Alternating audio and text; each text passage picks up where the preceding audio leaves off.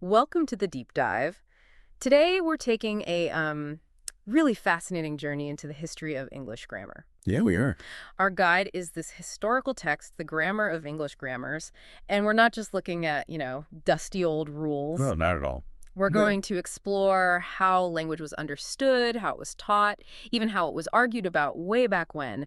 Think of it like getting a backstage pass to linguistic history. exactly. And it's not about memorizing outdated regulations or anything like that. This text gives us a real feel for the concerns, the ambitions surrounding English back then. So we're digging into what the author thought was important, what he didn't like. Yeah, precisely. What he found fault with, what his sort of underlying philosophy of language seemed to have been. Our goal is really to pull out the insightful ideas from what can look like pretty dense, old-fashioned writing. Okay, let's unpack this then. Right off the bat, the author hits us with a pretty strong idea. Grammatical knowledge isn't fixed. It can actually decline. He says, without renovation and growth, grammar, like anything else, tends to decay. It's a vivid image, isn't it? It really is. And he immediately links this potential slide to how grammatical understanding gets passed down, or, well, weakened, in his view. Weakened how? He's critical of those he calls mere copyists, compilers, abridgers, and modifiers. He argues that real progress needs true authorship and just criticism. So original thought, not just repeating things. Exactly. It suggests he placed a real value on thoughtful, original engagement with language study. Right. And here's where it gets really interesting. He then gets into how easily our style, the way we write and speak, can become old-fashioned or even corrupted. Yeah, he lists a whole bunch of things. He does. Innovation, ignorance, conceit, negligence, even caprice. It's quite the rogues gallery of things that can mess with language. It is. And what's fascinating is he's highlighting this tension, that probably always exists in language, that constant push and pull between the established ways and the forces of change. But he sees true authorship as the counterforce. Pretty much. His emphasis on the living spirit of true authorship and just criticism seems to be his way of saying we need thoughtful contributions to counteract those negative tendencies. Okay, so moving on. The author really doesn't mince words about the state of English grammar in his day. No, he doesn't hold back. He flat out says it's in its infancy, even calling it a deformed and ugly dwarf among the liberal arts. Wow, that's pretty harsh. It is harsh, especially when you consider, like he points out himself, that there were already quite a few grammar books around then. So lots of books, but low quality. That's his view. He finds it really contradictory that even with all this work being done, old errors survive and new blunders have been committed. Which leads him to that really strong remark. Yeah, the almost sarcastic one. Huh. In our language, grammar has become the most ungrammatical of all studies. Ouch. And he even quotes someone saying that imitators tend to make the original mistakes even worse. Right. So it sounds like he saw a lot of effort, maybe well-meaning, but ultimately not very helpful, just compounding the problems. You really get a sense of his frustration with the quality of the grammar books available. Oh, definitely. He makes the logical point that someone writing about grammar should really know their stuff. Makes sense. But he observes that many bad or indifferent writers were the ones trying to teach good language.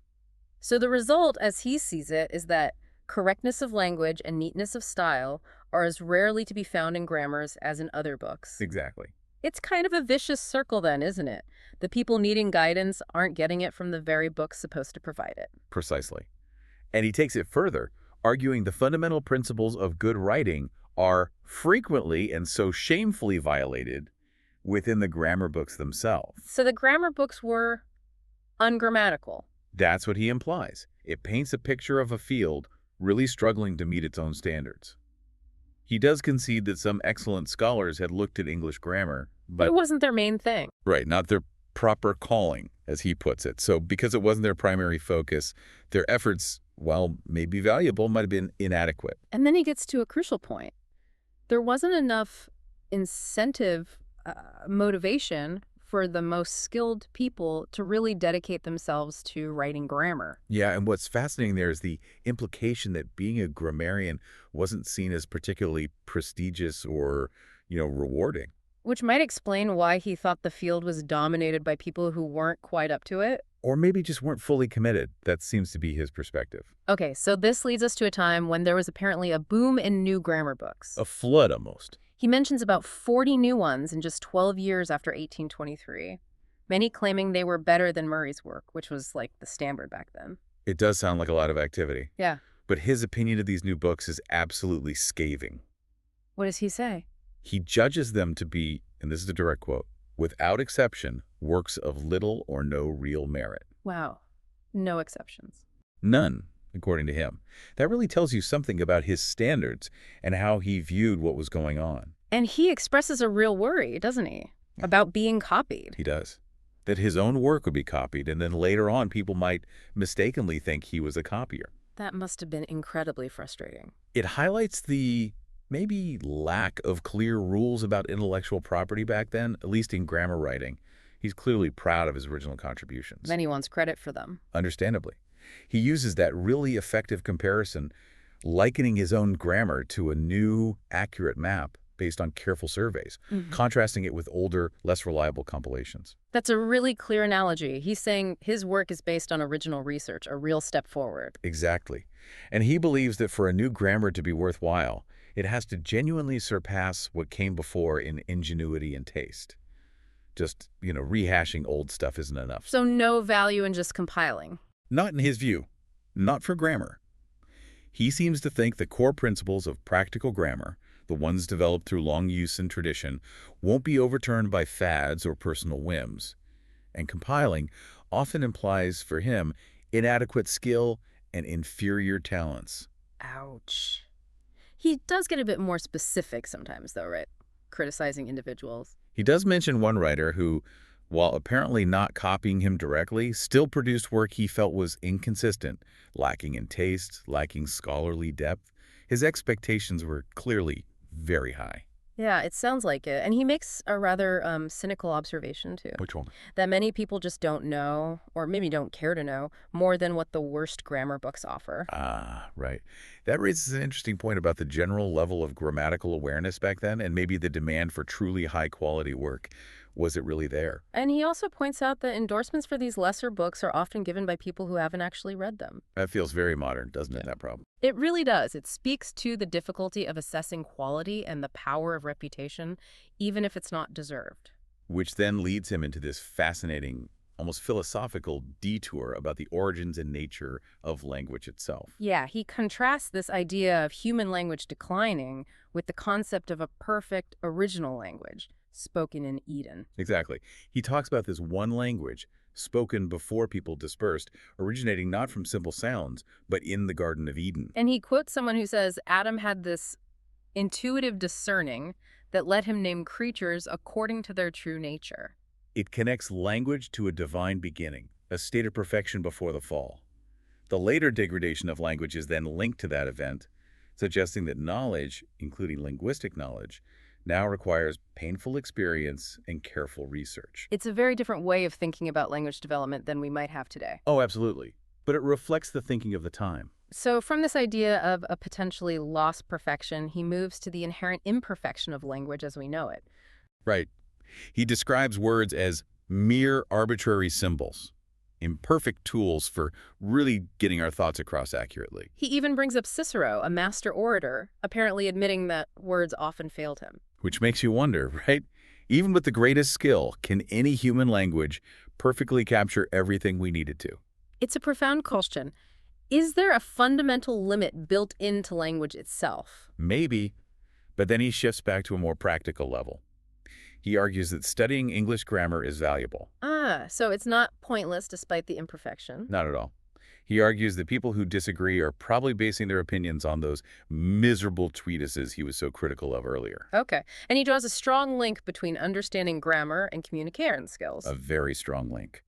Things like graceful and easy conversation, fluent and agreeable public speaking, ready and natural reading, and pure and elegant composition.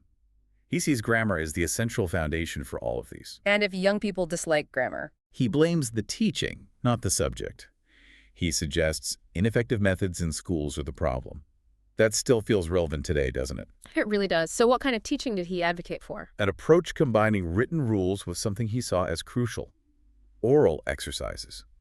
To really develop correct speaking and good style, he emphasizes critical exercise and utterance, where students would parse words and correct sentences out loud. parsing. That's like detailed analysis of each word's function. Exactly. He envisions using perfect forms of parsing and correcting as models, with the textbook as the ultimate guide. He even stresses there's a right amount to say when parsing, not too much, not too little, and it has to be accurate. So a very structured, rigorous approach. Definitely. Which explains why he wasn't keen on these newer methods popping up, like the inductive and productive grammars associated with someone named Smith. He dismisses them as fallacious schemes. And he mentions another rival work, also claiming these methods, and criticizing someone for claiming all improvements happened since Murray. Yeah, it sounds like there were some pretty heated pedagogical debates going on back then, different philosophies clashing. He seems very skeptical of these new approaches. Very. He even calls one grammar book a grammatical chaos. It really underscores his commitment to a more traditional and, in his view, more effective way of teaching language. Which brings him to the importance of definitions, right? Yes, the vital role of clear, accurate definitions in grammar. He points out that even common words can have different meanings in context, so precise definitions are essential for teaching effectively. He thinks they're the only way to ensure students really understand the terms. That seems to be his view. He quotes a saying that definition is the first and highest philosophy because it teaches clear thinking and accurate speaking. Does he think definitions are the only way to learn? No, he acknowledges we don't learn language only through definitions, but they're crucial for preventing misunderstandings. He does admit, though, that some words connectors, simple ideas, don't really fit formal definitions and have to be learned through usage and experience. And this leads to a really subtle point he makes about defining certain terms in the singular. Ah, yes, like defining number when you're just talking about one thing, or case in its base form, or singular person. Why is that difficult? He argues definitions need to be based on properties common to all instances of a term. But with singular grammatical forms, there often isn't a single common property in the same way there is for plurals or different cases. It's like trying to define a pair by just looking at one shoe. That's a great analogy. You need the concept of two-ness. Exactly. He concludes that no definition of singular person, number, gender, case, mood, or tense can be both truly accurate and easily understood by a child. Trying often leads to more errors than clarity, he claims. Interesting. After that complexity, though, he gives some simple definitions. Yeah, very straightforward definitions of reading, writing, and speaking, perhaps as a contrast. And he reiterates how grammar should be taught. Through regular analysis, systematic explanation using definitions, examples, rules, and exercises, the core components. Okay, then he gets into proper names versus common terms. Right. Explaining how proper names often started as compounds with general meanings that got restricted. His example is Smith becoming Goldsmith, then eventually a specific person, Oliver Goldsmith. And the importance of capital letters. Crucial for avoiding confusion. He even mentions the Quakers using numerical names for months and days, arguing they should always be capitalized as proper names, even though they look like ordinary numbers. Consistency matters to him. We also get a glimpse into the detailed level of instruction from some questions on syllables. Yeah, very granular. Diphthongs, triphthongs, rules for dividing words. It shows the kind of detailed analysis expected. And he includes a sample parsing lesson, too, applying the principles. Okay, what about the parts of speech? Articles, for instance, the AN. He discusses the traditional view that those are the only articles, but also the contrasting view that definitive adjectives, this, that, these, those are more properly articles. But he doesn't like calling them pronouns. No, he calls that absurd. He argues the and are unique because they're so frequent and only limit nouns, whereas other definitives can sometimes stand alone as pronouns. And he provides his definitions for noun, adverb, participle, conjunction. Yeah, fairly standard definitions for the time, setting the stage for more detail. Like rules for plurals. Right. The general rule of adding as after a vowel preceded by another vowel, with exceptions like words ending in quay.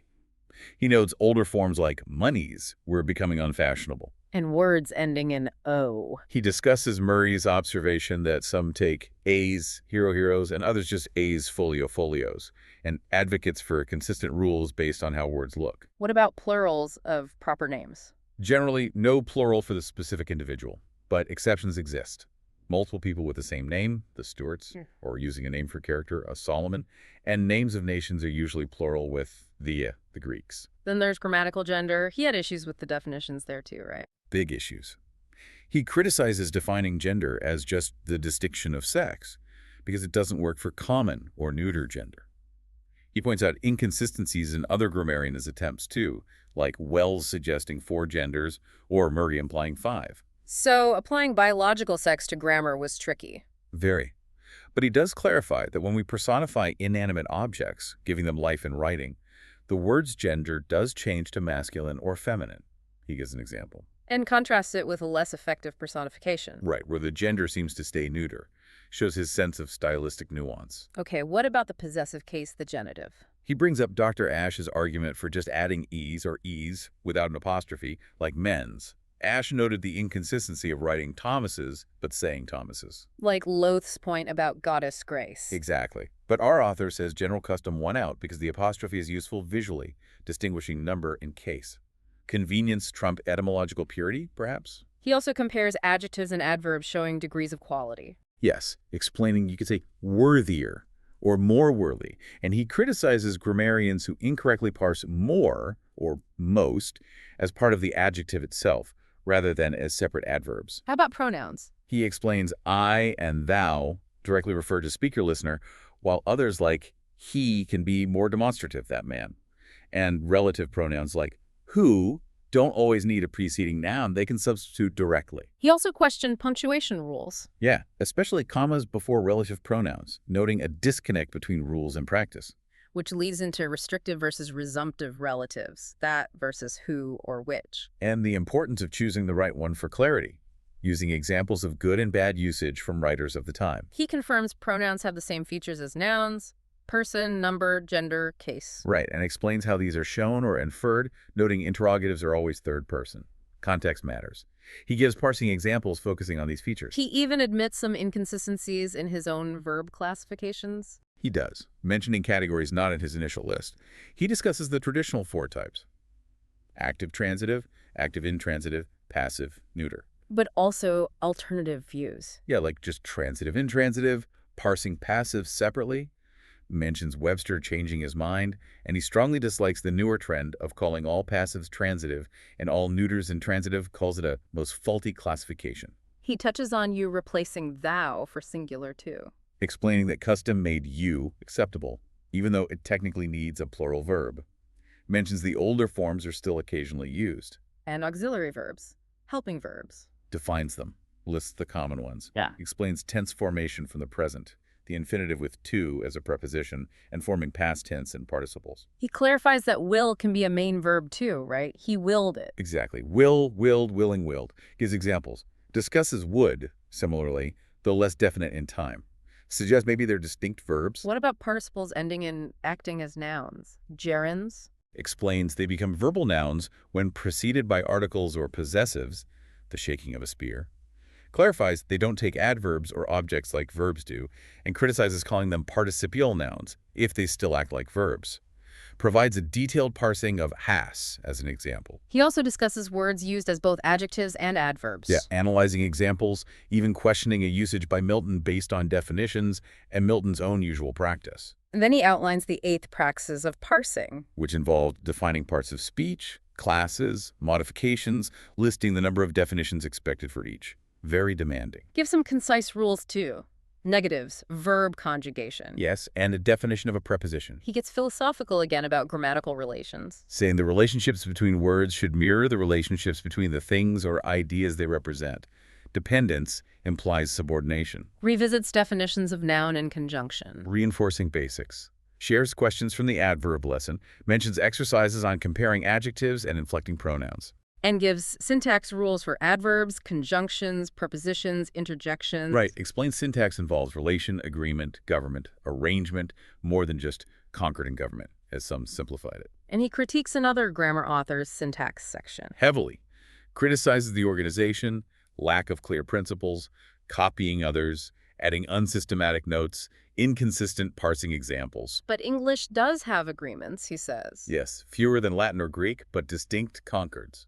Apposition, pronoun antecedent agreement, etc. He discusses simple versus compound sentences. And the difficulty telling them apart when words are implied or omitted. Warns against adding words unnecessarily. Mentions an elegant use of the instead of a possessive. Like, He looked him full in the face. Following French idiom, notes a similar, less consistent use of a or an with collective nouns treated as plural. And he refutes the idea that a verb governing an infinitive can't also govern an object. Calls it false. Contrary to general grammar, gives examples like, he commanded the porter to watch. Porter is the object to watch the infinitive. Finally, he lists common errors of the time. Yes, a collection of examples showing mistakes, especially with pronoun case after the than or is, greater than me, and incorrect relative pronouns whom he saw were. Gives you a real flavor of the grammatical struggles back then.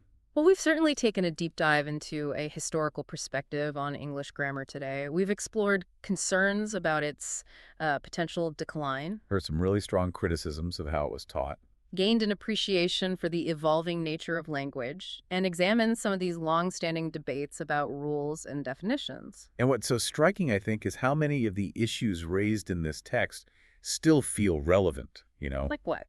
Well, that ongoing tension between tradition and innovation in language, the challenge of creating clear rules for a living, changing thing, the importance of clear communication, these are all things we still grapple with. That's true. So, as we wrap up, we leave you with this thought. Considering these historical viewpoints, how do you see the state of English grammar and language use in our own time?